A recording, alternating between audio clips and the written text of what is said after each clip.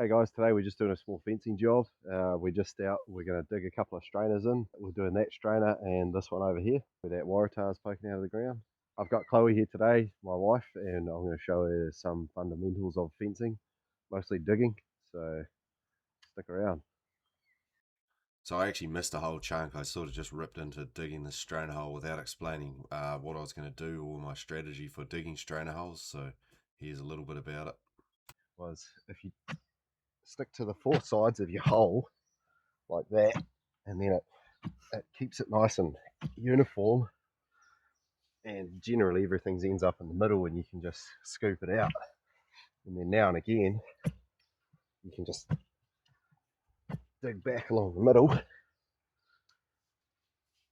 So when I'm digging through hard ground, especially getting into the sticky clay, I like to go all four sides like this, and then through the middle, I'll pretty much come back in 2-inch increments. So I'll go 1, 2, and I'm moving back down the hole towards me, and that should loosen up all the dirt through the center.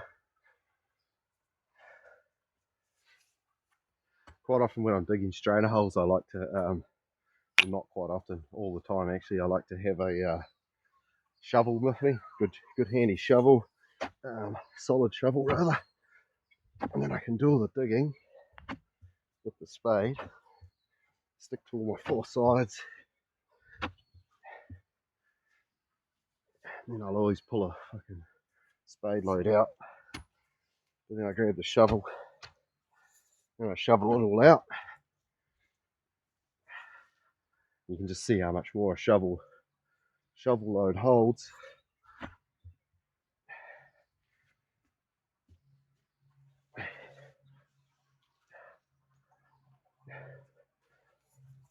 And then start digging again with the spade.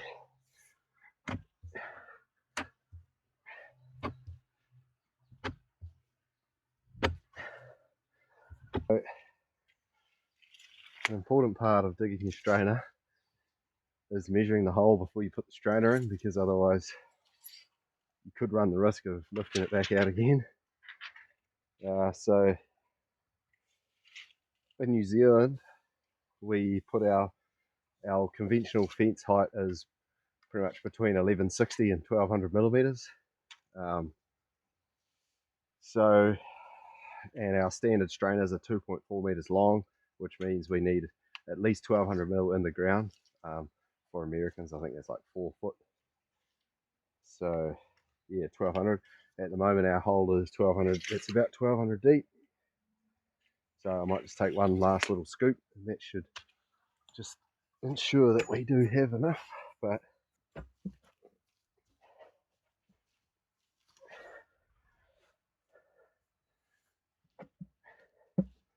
it's a lot easier to just make sure you've got the hole deep enough, and it's easy to pick the strainer up and kick a little bit of dirt in if you've got it too deep, rather than not going deep enough and having to dig it out.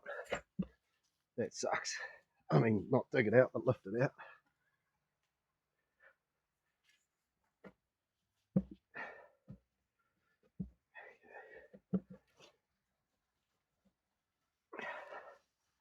Okay, that should be pretty good. So that's about 1220. So when I'm going to pick my strainer up, I always look down and try and find the flat side,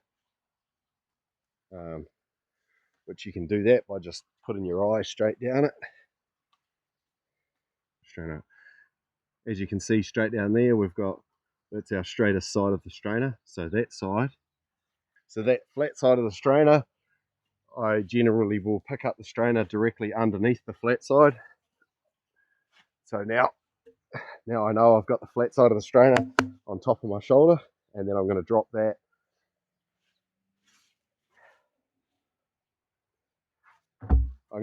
in the hole so that the flat side is on the wire side. I always measure off the top side of the strainer. I don't know if you can see in the video, there's a bit of a slant here, but you always measure the height of your post off the top side.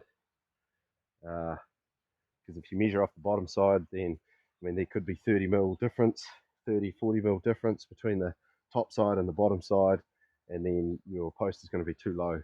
So right, start ramming her up. The most important part of ramming up a post, and this is any post, is especially a strainer, is getting around the bottom of the strainer, which can be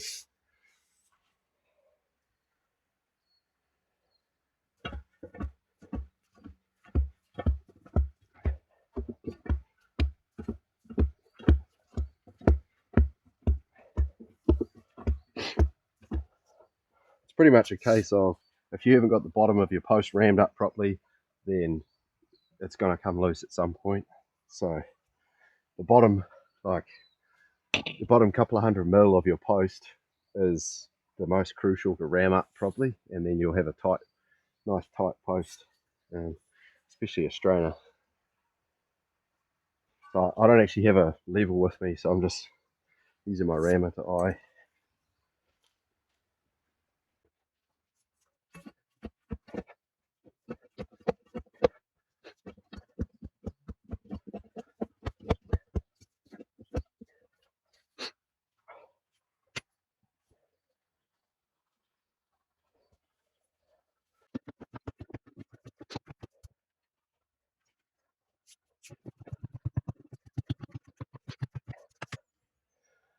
The slower you can ram your post up, the better.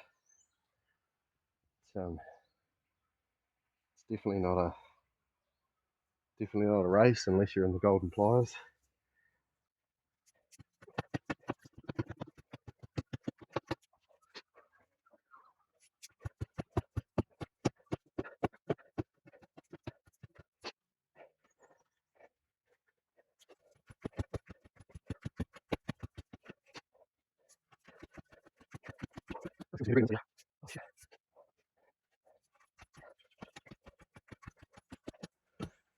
Once we get to the top of our strainer and when we're in the final few 100 mils, it's just about going around and making sure everything's ramming up evenly and nice and tight.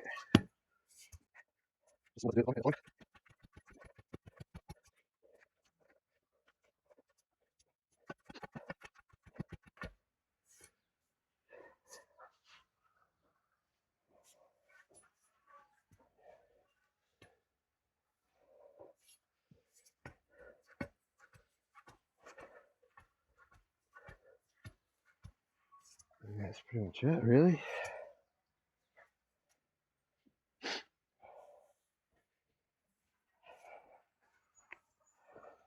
That was putting a couple of strainers and underground cable in. If you enjoyed the video, make sure you subscribe, and I'll keep them coming.